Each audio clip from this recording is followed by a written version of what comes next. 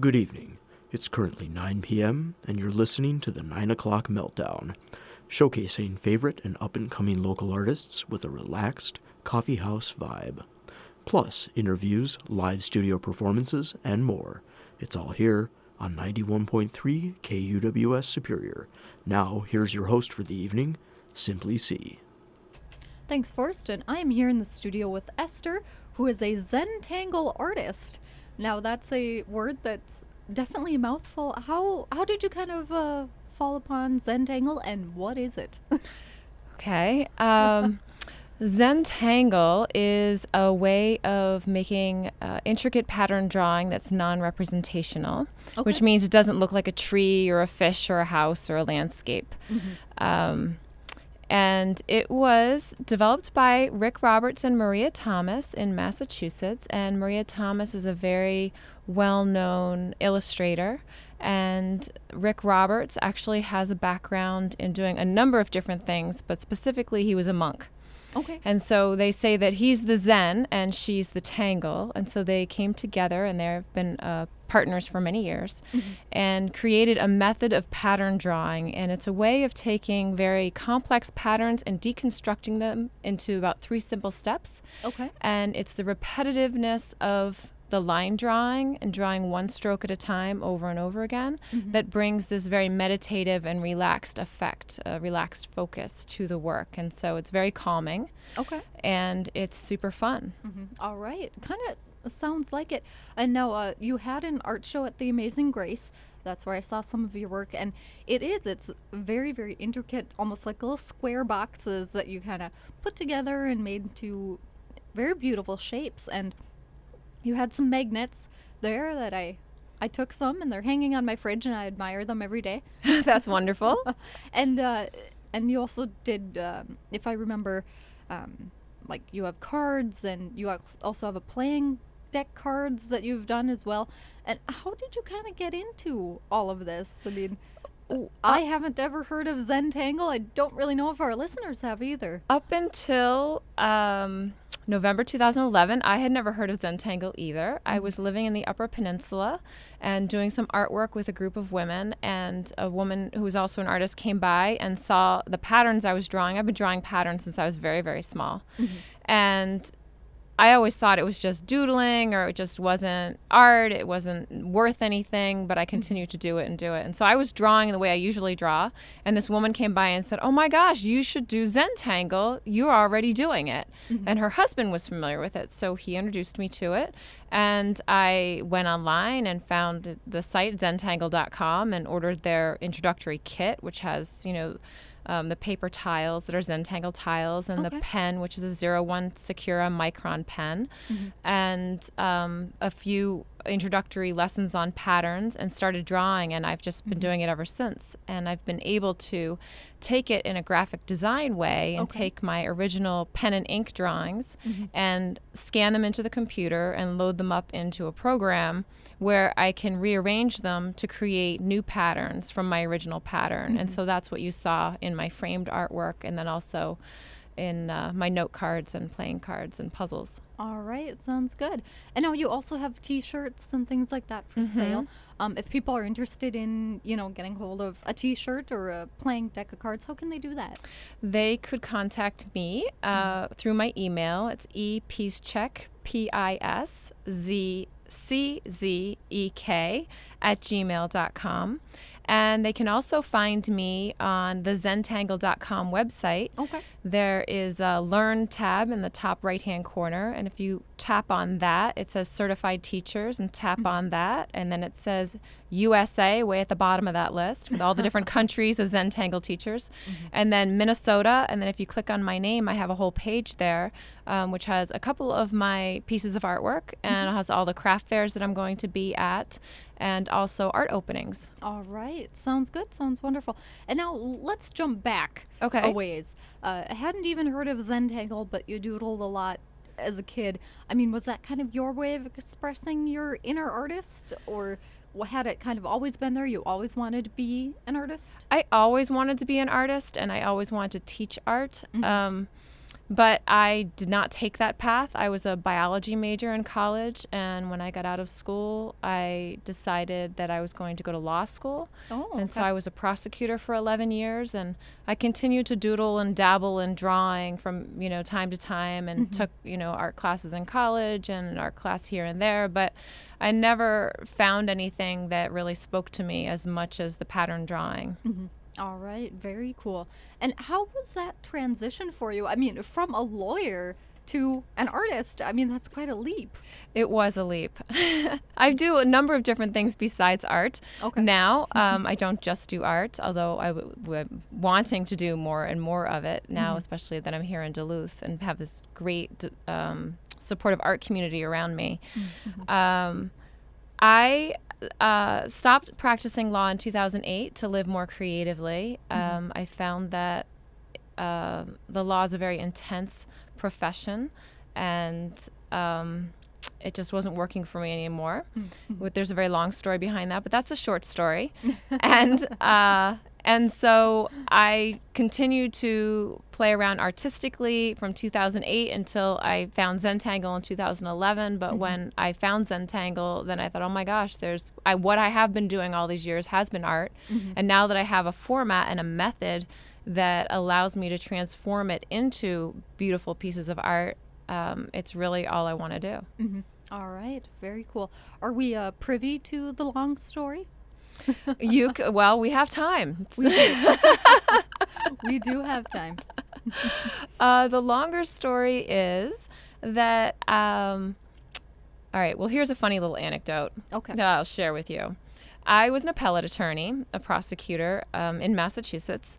And part of being an appellate attorney, way before we had any type of fancy computer stuff going on, we would have to, at the end of a brief, an appellate brief is about up to 50 pages long. Okay. And it has all the different, this may be more information than you wanted. No, it's okay.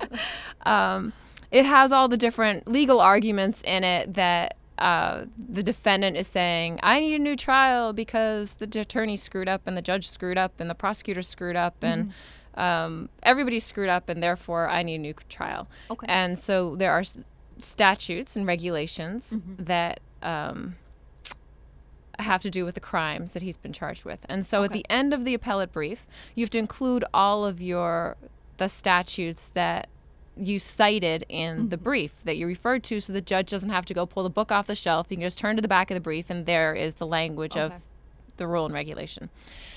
And so in order to do these, way back before technology is what it is today, we would have to photocopy those statutes and literally tape them with, Scotch tape onto a piece of paper and then photocopy them to get them into the brief. And so I found that doing that was my favorite part of writing the entire brief, because I got to cut and tape things together. And so that's how desperate I was for some sort of creative involvement in my life. Being a prosecutor, I worked many, many long hours, nights, weekends. I pretty much always worked. And when people would ask me, well, what do you do in your free time? Which is a very common kind of cocktail conversation type of question. I would literally go into a panic because there was nothing that I did besides work and sleep and eat and work and sleep and eat. And I loved my job. I totally loved being a prosecutor. It was fascinating and exciting, and I was working with an amazing group of attorneys who were just real collegial, and it was just a really fun thing to do. And that other part of me, my artistic side, was really suffering. And so over time, that continued to get more intense for me and expressed itself through chronic illness. And so for 4 years, I was chronically ill every winter for like 3 months of the year, and missed a lot of work and took a lot of antibiotics and couldn't figure out why I was so sick. Until I got a new job up in New Hampshire after I got married. I was working for the Attorney General's office there. And I was also, at that time, I was doing criminal, environmental prosecutions, and then also doing civil litigation. So somebody dumps something on their property and it's against environmental regulation, and then you take them to court and ask them for thousands and thousands of dollars and tell them they must fix it for thousands and thousands of dollars. Okay. All right. And So were you more of a save the trees kind of prosecutor, or were you more of a, hey, this is what you owe? well, I am a more of a save the trees type of prosecutor. However, my job required to me be a this is what you owe. Pay me now. And I thought that once I left the straight criminal, rapes and child abuse and all of that misery, that it would be easier for me. And the struggle that I was having with my artistic side, all of that, because I didn't have that intense emotional thing going on anymore with the crimes, that would be better. And what I found is that when you're asking somebody for money and you're the 10th person jumping on their head for money and you're asking them for thousands and thousands of dollars, usually, and these people don't have that type of money, I then worried about them committing suicide or killing, one of the environmental people or me or something like that. And there had been a history of that in New Hampshire where that had happened in the past. So that wasn't just me fantasizing and thinking terrible things. Right. So I found that in doing that type of work that I still was not satisfied. And chasing people for money has never been my thing. I really enjoyed the justice part of being a prosecutor. Okay. And so doing the civil litigation was not my idea of a good time anyway. And so anyway, so I was in this new job and I was sick again during the year. And they were basically like, well, you can either come to work or not work at all. And it was never explicitly said that way, but that was the feeling that I really need to get my act in gear and figure out what was going on with me health-wise. Right. And so a friend of mine had said, you're way too young to be this sick and to be in the pharmacy every month or every week and getting something out, another new prescription. And so I decided to do an entire whole health mission life change and looked at everything that I was doing in my life and decided to change it all. And that was in 2005 that I started that. And within towards 2007, 2008, during those next 3 years, I really got off all of my prescribed medication and I was completely fine during the winter and I was totally great. And at the same time, that artistic kind of spiritual side was still saying, hello, I'm still unhappy. Something has to change. Right. And so what really, really happened is during that last year, fall 2007 through 2008, I was really thinking about what's it going to be like if I'm not an attorney. There's a lot of, and this is going to probably sound very shallow, but there's a lot of status and a lot of identity rolled up in being an attorney. And it took a lot of time for me to kind of think through that and say, well, who would I be if I wasn't an attorney? All my friends are attorneys. The people I work with are attorneys. The people who respect me and know me as an attorney. My mother brags about me being an attorney. Right. And so I thought there was a lot of that kind of sifting around in my head going on during that time period. And then it was about May 2008 when I walked into my office every day for a month and it was like a black hole. I couldn't do a single thing. And I had many, many deadlines and I could not seem to do any of them. And I was fine at night, fine on the weekends. And I started thinking, what's going on here? There's a problem. And so after about a month of that, I was so guilt-ridden and felt so horrible about the fact that I had all this work that I just wasn't doing. Right. I was doing bare minimum to get by, absolute bare minimum, so that no one would find me out that I was really having a tough time.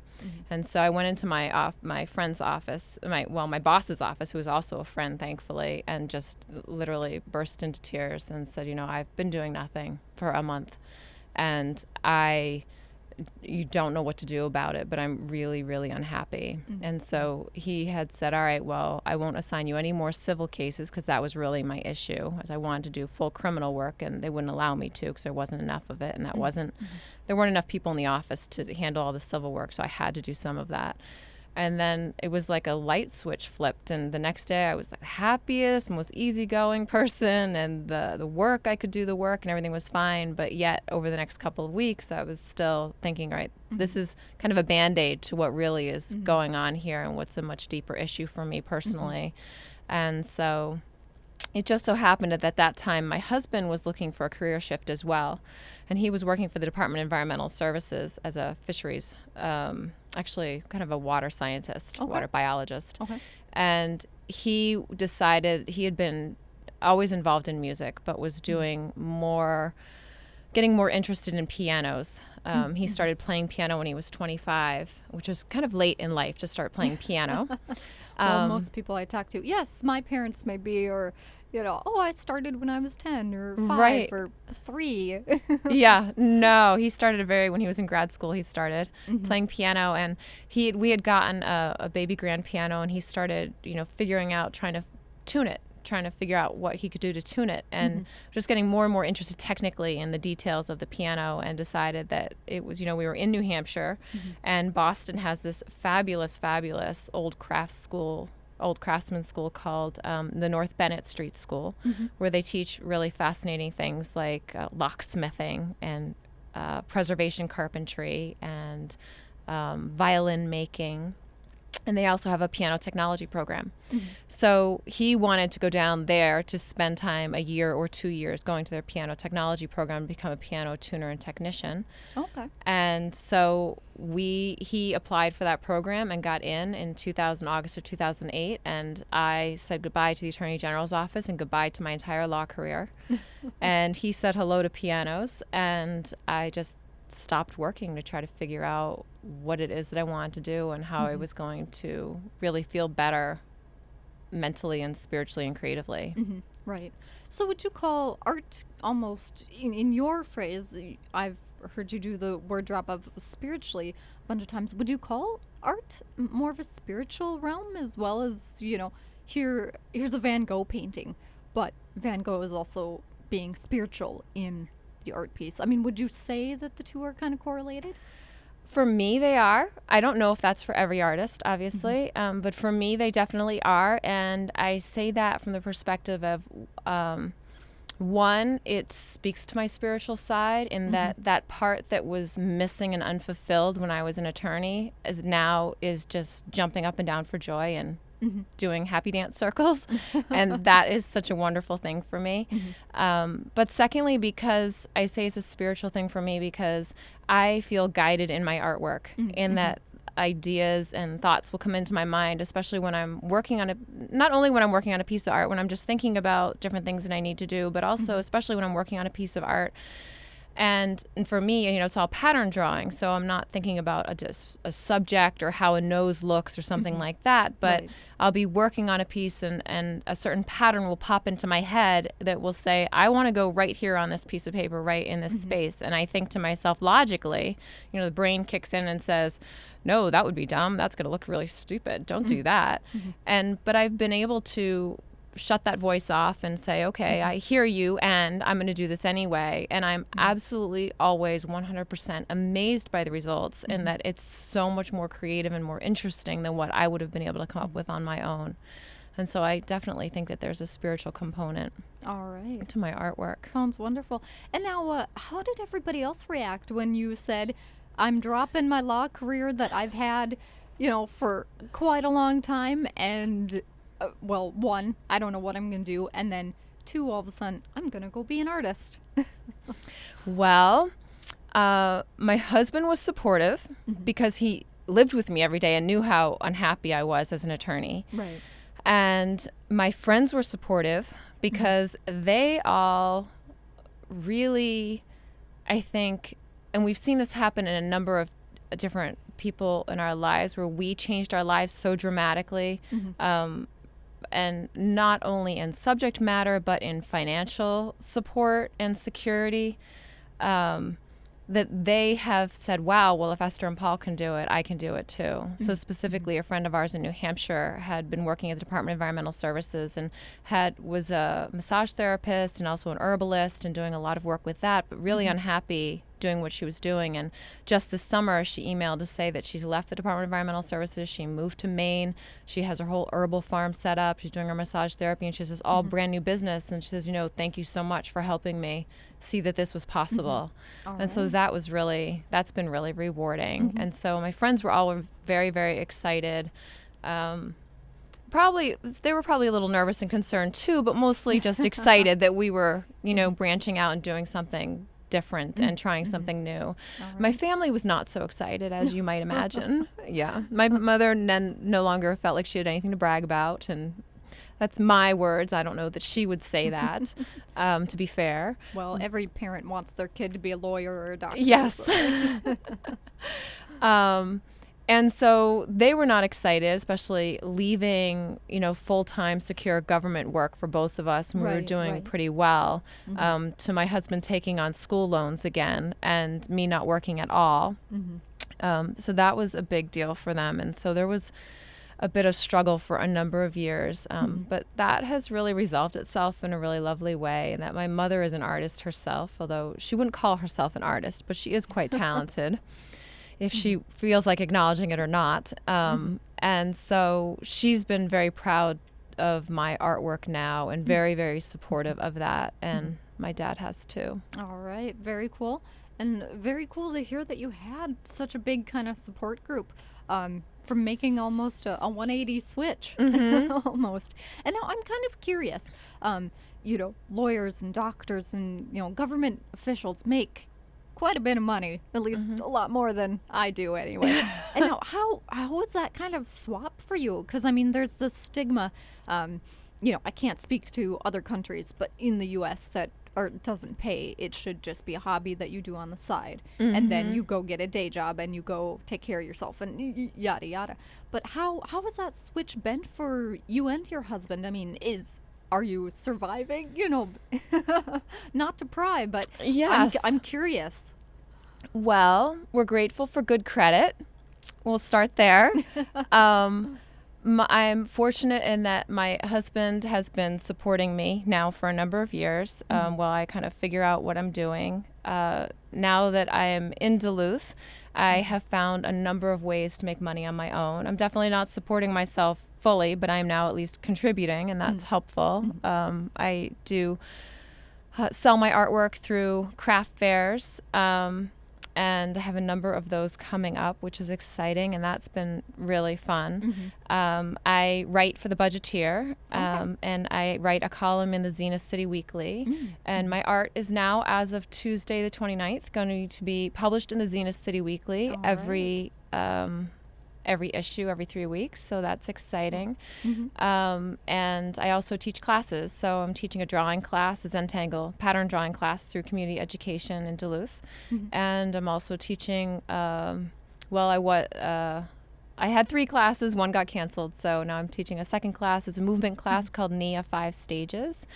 And I also teach at the Co-op, so healthy eating classes at the Co-op. So I kind of have this hodgepodge of different things that I like to do, and almost all of them now, and I edit and proofread as well. So almost all of them bring me money in some respect, and so that has been really nice, because I did a lot of volunteering for many years throughout this transition, and it's nice to actually be making some money now.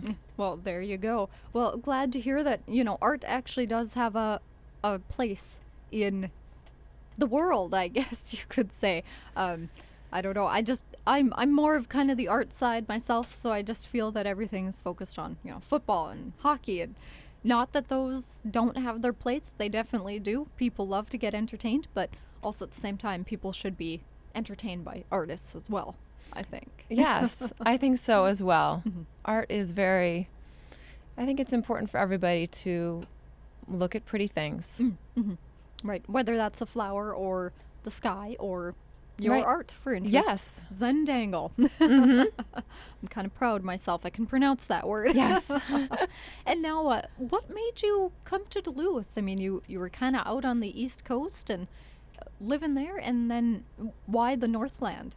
Well, I owe that to my husband. He is a Chicago western suburb resident. That's where he grew up.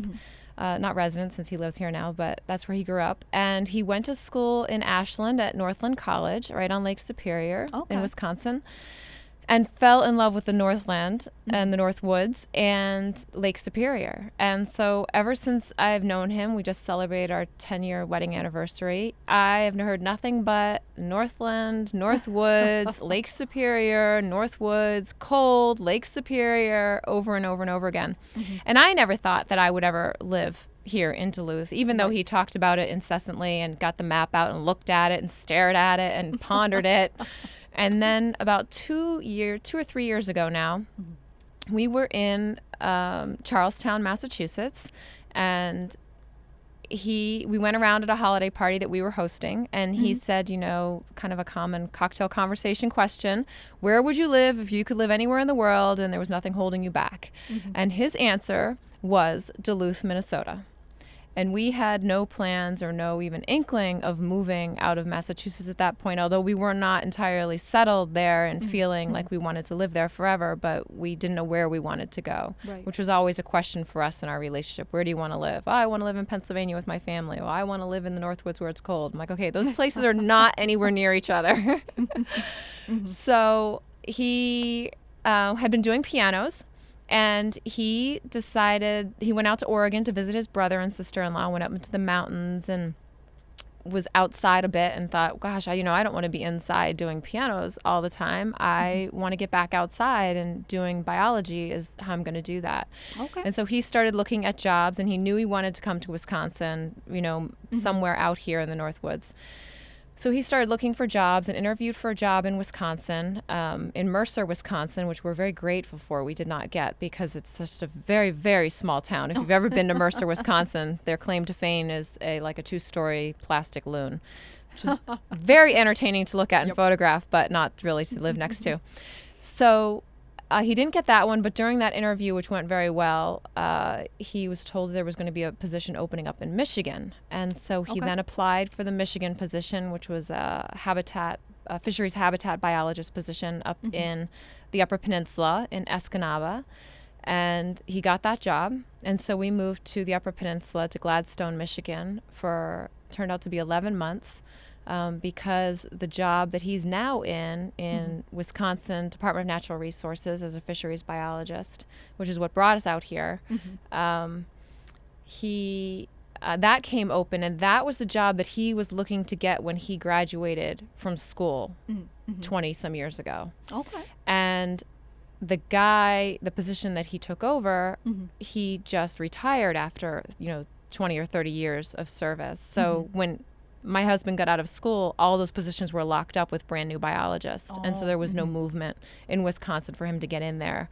And when they opened it up, he's now a mid-career professional, and this is kind of an entry-level position. So that's kind of an interesting transition for him. But it brought us to this part of the world, and we're now in Lake Superior. And just interestingly enough, when we were living in the Upper Peninsula, we were on like 4 blocks from Lake Michigan, the upper portion of Lake Michigan. And so I had never lived on a Great Lake before, and this was all brand new to me. And I'm an East Coast girl, so the ocean is really the only big water that I know. And I was amazed that there were waves, and I could stand next to them all day long, and they would never touch my feet. And they'd never go far away from me. They'd just stay right there. It was pretty cool. So I would say, Paul, we're on Lake Michigan. This is so great, Lake Michigan. We're on a Great Lake. He's like, yeah, it's okay. It's okay, but, it's not Lake Superior.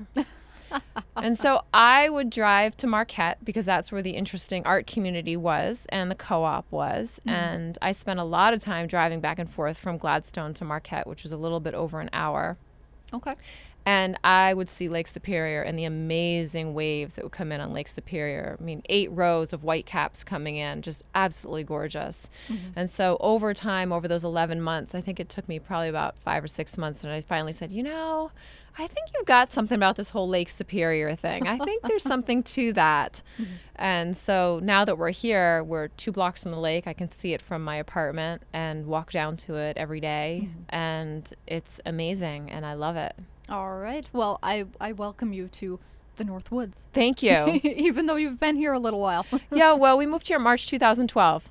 So I still feel like I'm kind of new. And now, how has the art community been to your your Zen triangle art? Has it been really welcoming, or is it kind of like, what's that? No, it's been really amazing. There are a couple of Zentangle teachers, certified teachers in Minnesota, but nobody here in Duluth. Okay. And so it's really, I've had such an amazing, warm and welcoming reception, both at craft fairs from just people looking at my note cards or puzzles or playing cards or even T-shirts, to my art opening, which was really amazing. I get so many great responses of people saying, you know, I just look at your artwork and I can get lost in it and just kind of fall into it, or it looks really 3D to me, or comparing it to Escher, which I don't think there's a comparison because he's amazing.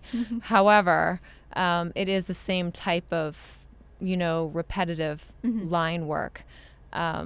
So I've been really fortunate. I feel that this has been a really good kind of a growing ground for me artistically, and probably, I think, the perfect place for me to start out as an artist. All right. Very cool. And you hear that, everyone? Duluth is the place to be. It is a place to be. I don't think people who live here understand how magical Duluth is. It really is. It really, really is. And I've lived in a number of different places, and my husband and I have traveled all over the place. We've easily lived in, I don't know, I think I've lived in 6 or 8 different states now. And there's something about the lake that really pulls together an amazing group of people. And I think it's, for me, I think it's the Native American background. And I think water is very spiritual, and it attracts a certain type of person to live here. And, you know, especially with it being so cold, people say, well, how do you deal with the cold? I'm like, well, I now have a down coat and 2 pairs of boots. And so that's one way I deal with the cold. But the second way I deal with the cold is that every single day I can look at that lake and it looks different and it's beautiful.